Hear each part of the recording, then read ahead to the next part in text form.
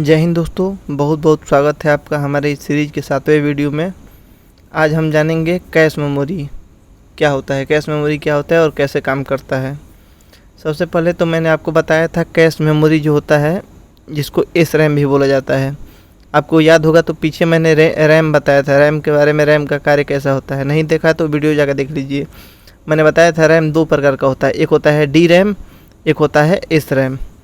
तो D RAM मतलब dynamic RAM, जिस रैम के बारे में हम लोग पढ़ चुके हैं बढ़िया से। आज हम पढ़ेंगे एस रैम के बारे में। एस रैम को ही कैश मेमोरी बोला जाता है, ठीक है। एस रैम जो होता है उसी को कैश मेमोरी बोलते हैं। देखने में कैसा होता है देख लीजिए, ऐसा होता है। ये चारों तरफ से पिन लगे होते हैं इसमें। इसके पीछे का ये सीन है, पीछे में ऐसे चिप लगे होते हैं इसमें, ठीक है। एस रैम में इसकी क्वालिटी क्या है, ये फास्ट होता है। ये जो डी रैम होता है ना, या नॉर्मली रैम जो होता है, उससे ये कैश मेमोरी हम लोगों का बहुत फास्ट होता है। साइज में छोटा होता है। जो रैम तो इतना लंबा देखते ही है, लंबा सा दिखता है, लेकिन ये बहुत साइज में छोटा होता है। और जैसे रैम वोलेटाइल मेमोरी है, वैसे ये भी वोलेटाइल मेमोरी है। अगर लाइट बीच में कट जाता है तो ये भी अपने डाटा को मतलब डिलीट कर देगा, डाटा नहीं रहेगा इसमें। जैसे रैम में डिलीट हो जाता है वैसे इसमें भी डिलीट हो जाता है। सेमीकंडक्टर से बना होता है, मतलब अर्धचालक से बना होता है। ये भी अर्धचालक से बना होता है, ठीक है। और दूसरी बात कि ये महंगा होता है, बहुत ज़्यादा महंगा होता है। ये जो रैम की तुलना में करेंगे तो रैम की तुलना में बहुत महंगा होता है। ये इसकी डायग्राम के माध्यम से समझते हैं। एक्चुअली जो कैश मेमोरी होता है इसमें लेवल बांटे हैं।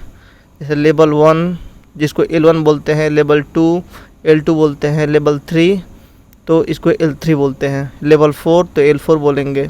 ये लेवल बांटा है इसमें, ठीक है। जो लेवल 1 होता है, लेवल 1 होता है ये इस मतलब इसका साइज़ बहुत छोटा होता है। L1 का साइज़ बहुत छोटा होता है, देख सकते हैं 256 KB का है बस ये। लेकिन जितना साइज़ छोटा होगा उतना ही स्पीड इसका ज़्यादा होगा। L1 जो होता है इसका स्पीड ज़्यादा होता है। L2 जो कैसे है L1 के अपेक्षा थोड़ा सा साइज़ इसका बड़ा होता है, लेकिन स्पीड में भी थोड़ा सा इससे स्लो हो जाएगा। ये इसका देख सकते हैं 1 MB तक आता है। L3 जो है, L3 8 MB तक का हो सकता है। L4 है 128 MB तक का हो सकता है। तो जैसे जैसे इसका हम लोग इधर बढ़ते जाएंगे ना, तो इधर क्षमता तो इसकी बढ़ती जाएगी, कैपेसिटी इसकी स्टोरेज की बढ़ती जाएगी, लेकिन ये स्लो होता जाएगा। जैसे जैसे ऊपर जाएंगे ये फास्ट प्रोसेसिंग में काम करता है, ठीक है। समझ जाएंगे। L1 जो होता है सबसे फास्ट होता है, L2 थोड़ा उससे धीरे होता है, L3 उससे भी धीरे होता है, L4 जो होता है उससे भी धीरे होता है। हालांकि ये सब मिला देंगे तो ये जो डी रैम हम लोग का था, जो नॉर्मल रैम होता है, उससे ये सारी मेमोरी फास्ट है, ठीक है। लेकिन आपस में तुलना करके बताया मैंने। इसमें भी डिफरेंस क्या है देखिए, वही बात लिखा है। The main difference between L2, L3 and L3 cache memory are capacity. Capacity की डिफरेंस है। L1 जो होता है लो कैपेसिटी का होता है, L2 थोड़ा सा उससे बड़ा होता है, L3 थोड़ा सा उससे और बड़ा होता है।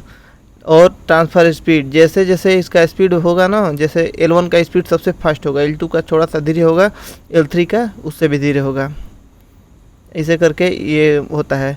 इसकी साइज़ दिखाई गई है 64, 2 से 64 KB तक L1 बनता है, 256 से 512 KB तक L2 बनता है, और 1 MB से लेकर 8 MB के बीच में L3 मेमोरी बनती है। इसका काम कैसे करता है ये देख लीजिए। जो हम लोग का CPU होता है, CPU बोले तो प्रोसेसर या माइक्रो प्रोसेसर, जो चिप होता है मेन, जो इसके बारे में पढ़ चुके हैं हम लोग। जो CPU होता है इसके पास में 2 मेमोरी जुड़ी होती है, कैश मेमोरी। 2 मेमोरी जुड़ी रहेगी, L1 और L2, ठीक है। सबसे पास में तो L1 रहेगा, उसके बाद से जुड़ी रहेगी L2 रहेगी। सब में ये कोर है, जानते ही हैं, बताया था मैंने। CPU जो होता है उसका कोर बांटा जा सकता है। जैसे एक CPU है उसका ऐसे कर देंगे तो 4 कोर हो जाएगा, 1 कोर, 2 कोर, 3 कोर, 4 कोर हो जाएगा इसमें। तो 4 कोर हो गया, तो सबके लिए अलग अलग होता है L1, L2। अब इस कोर के लिए ये L1, L2 मेमोरी 2 सेव हो गई यहाँ पे।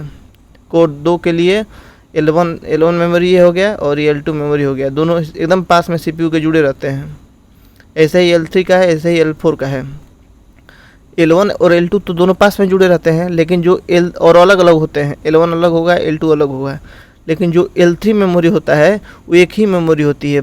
ऐसा नहीं कि सबके लिए, इस कोर के लिए अलग L3 लगे, इस कोर के लिए अलग L3 लगे, नहीं, ऐसा नहीं होता है। L3 मेमोरी एक ही होती है, और एक जो L3 मेमोरी है ये शेयर करती है, सब में काम चलाती है। इसको भी ज़रूरत पड़ेगा, इसमें डाटा सुरक्षित कर सकता है, इसको भी ज़रूरत पड़ेगा, ये भी कर सकता है।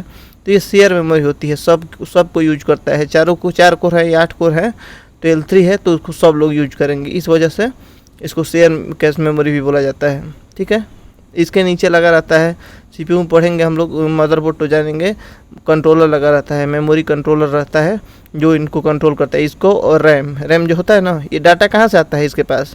CPU सबसे पहले कुछ चाहिए तो कहाँ देखेगा, पहले L1 देखेगा, अगर मिल गया वहाँ पे तो ठीक है, नहीं मिलेगा तो L2 में जाएगा, L2 में भी मिला तो ठीक है, नहीं मिला तो L3 में जाएगा, L3 में भी अगर नहीं मिला तब वो जाता है कहाँ पे, रैम के पास। रैम में डाटा बताए ही कॉपी किया रहता है। अगर रैम में भी डाटा नहीं है तो आ जाते हैं सेकेंडरी मेमोरी में, हम लोग जाके देखते हैं, जैसे SSD वगैरह HDD लगा रहता है, जिसमें यहाँ से कोई फाइल, यहाँ से फाइल जाएगा रैम में जाएगा, रैम अपने में कॉपी करेगा, फिर आगे बढ़ाएगा, ऐसे करके बढ़ता जाएगा।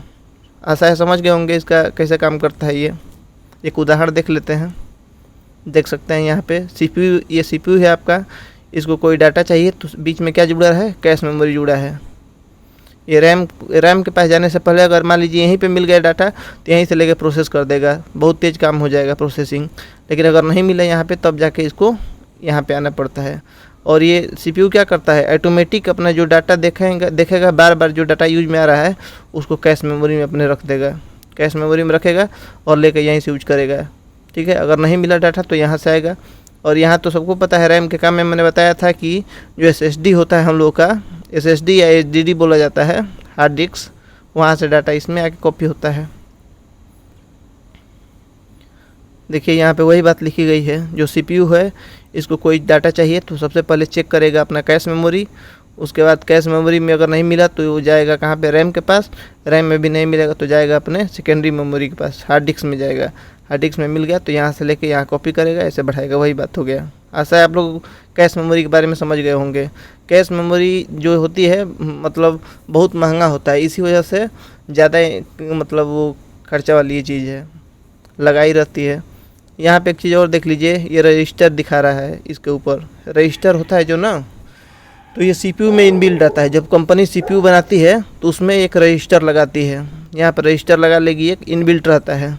जो L1 से डाटा जाता है वो रजिस्टर में जाता है। रजिस्टर क्या करता है, इसमें कौन सा डाटा रहता है, जो चीज़ प्रोसेसिंग हो रही है, जो चीज़ प्रोसेसिंग कुछ हो रही है तत्काल वो डाटा वहीं रजिस्टर में पड़ा रहता है। इसमें इसको यहाँ से लेने में 0 सेकंड भी नहीं लगता, तत्काल समझिए कि उसी का भाग ही है ये रजिस्टर। अगर यहाँ पे भी नहीं है तब जाके L1 में आता है। तो आशा है आप लोग समझ गए होंगे कैश मेमोरी कैसे काम करता है। मिलते हैं अगले वीडियो में, धन्यवाद, जय हिंद।